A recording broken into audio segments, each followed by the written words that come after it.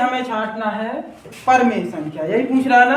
तीसरे सवाल में 1C का तीसरा है निम्नलिखित संख्याओं में परमेय संख्या, तो इसमें क्या छांटना है? परमेय छांटना है। इसमें परमेय संख्या कौन कौन सी है यही बताना है ना। अब टाइम नहीं लगाना है क्योंकि समझ में तो आ गया है। सीधे सीधे यही बताना है। ये √3 है, किसी का वर्ग है क्या? नहीं है। तो ये कैसी संख्या हो जाएगी? परमेय हो जाएगी। सभी को पता है ना क्यों हो जाएगी? क्योंकि इसमें से हमारा रूट बाहर नहीं हो रहा है। रूट के बाहर कोई संख्या हो रही है क्या? नहीं हो रही। तो ये क्या लिखा? 14.037, फिर 37, फिर 37, फिर डॉट डॉट का मतलब है कि अनंत बार तक हमारा यही रिपीट होगा। 37 37 37 बार बार आ रहा है, तो ये संख्या तो कैसी हो जाएगी? परमेय। बता दिया है ना। अपरिमेय। ये भी हमारी कैसी हो जाएगी? क्यों हो जाएगी? वही बार बार संख्या रिपीट हो रही है, अनंत तक जाएगी। बेटा ये √1 है, ये क्या है? √1। तो क्या हम 1 को 1 गुणा 1 नहीं लिख सकते? 1 को तो लिख सकते हैं ना। तो ये हमारा जोड़ा बन गया। जब जोड़ा बन जाए रूट के अंदर तो ये बाहर निकल आता है, तो इसको हम 1 लिख सकते हैं। और 1 तो पूर्णांक है ना। 1 क्या है? पूर्णांक है। और जब कोई भी पूर्णांक आ जाए तो कैसी संख्या होती है? तो ये कैसी हो जाएगी? परमेय हो जाएगी। समझ में आ गया ना। तो परमेय हो जाएगी। यहाँ पर हमने बताया था कि कहीं भी पाई लिखा दिख जाए तो यहाँ पर पाई है ना, तो पाई क्या है? अपरमेय है। तो ये भी संख्या कैसी हो जाएगी? अपरमेय। पाई का मान नहीं वहाँ पे धर सकते। पाई का मान सही परमेय होता है। पाई का मान नहीं रखना है। यहाँ पाई दिया है, यदि पाई का मान रखा जाए 22/7 आ जाए तो पाई का मान तो बेटा परमेय होगा। लेकिन पाई कैसी है संख्या? यदि पाई का मान होता है 22/7 तो पाई का मान तो हमारा परमेय होगा, क्योंकि अंश और हर दोनों है उसमें।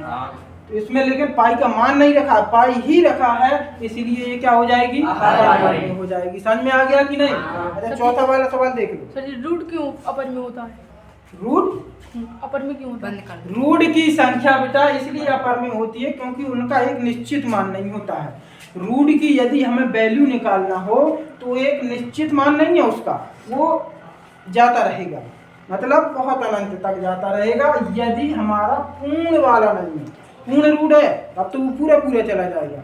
लेकिन जैसे ये पूर्ण नहीं है 3, यदि हम 3 को हल करेंगे तो हमारा दशमलव के बाद संख्या चलती रहेंगी, जैसे कि ये चल रहा है। इस प्रकार से ये संख्या चलती रहेंगी, इसीलिए ये अपरमेय हो जाता है। तो तीसरे के बाद तीसरा समझ में आ गया कि नहीं आ गया? भाई ऐसा कि जो से ना आया हो। चौथे में क्या है? अपरमेय फिर से छांटना है। अपरमेय फिर से छांटना है। पहला दिया है 4 - √3, दूसरे में दिया है √7/2, फिर दिया है 5 - √4 और दिया है √, के अंदर में है बेटा 0.01, यही दिया है ना। इसमें हमें छांटना क्या है? अपरमेय संख्या। इसमें क्या छांटना है? अपरमेय छांटना है। इसमें अपरमेय छांटने के लिए हम अपरमेय तुरंत छांट लेंगे ना। दोनों छांटने। अच्छा परमेय भी छांटना है, ठीक है बेटा। इसको छांटेंगे पहले 4 - √3। इसमें बेटा √3 कैसी संख्या है? और 4 तो परमेय है, लेकिन √3 अपरमेय है, तो ये पूरी संख्या कैसी हो जाएगी? तो बेटा अपरमेय साथ में लगा है तो ये कैसी हो जाएगी? अपरमेय होगी कि नहीं? केवल इसमें लिखना है कौन सी परमेय है और कौन सी अपरमेय। ये तो अपरमेय दिख रहा है ना, इसमें रूट है। किसी को ऐसा तो नहीं कि समझ में ना आ रहा हो? बेटा तुम्हें आ रहा ना आए तो बता देना, दोबारा समझाएंगे। √7/2 बेटा √7/2 लिखा है। अंश और हर ऐसा नहीं है कि अंश है और हर है। अंश हर तो है, लेकिन इसमें अंश में क्या है? √7, और √7 किसी का वर्ग तो नहीं है। √7 किसी का वर्ग तो नहीं है। जब नहीं है तो ये कैसी संख्या हो जाएगी? अपरमेय हो जाएगी। हो जाएगी कि नहीं? अच्छा आगे क्या दिया है बेटा? आगे दिया है 5 - √4, 5 - √4, यही दिया है ना बेटा। यही करेंगे हल। तो ये तो 5 लिखा है बेटा, इसको कर लेंगे 5 √4 तो किसी ना किसी का वर्ग होगा। किसका वर्ग है? 2 का वर्ग है, तो इसमें 2 लिख लेंगे बेटा। 5 - 2 और 5 में से 2 घटाएंगे तो 3, और 3 कैसी संख्या है? पूर्णांक आ गया। पूर्णांक आ जाएगा तो ये कैसी हो जाएगी? परमेय हो जाएगी कि नहीं हो जाएगी?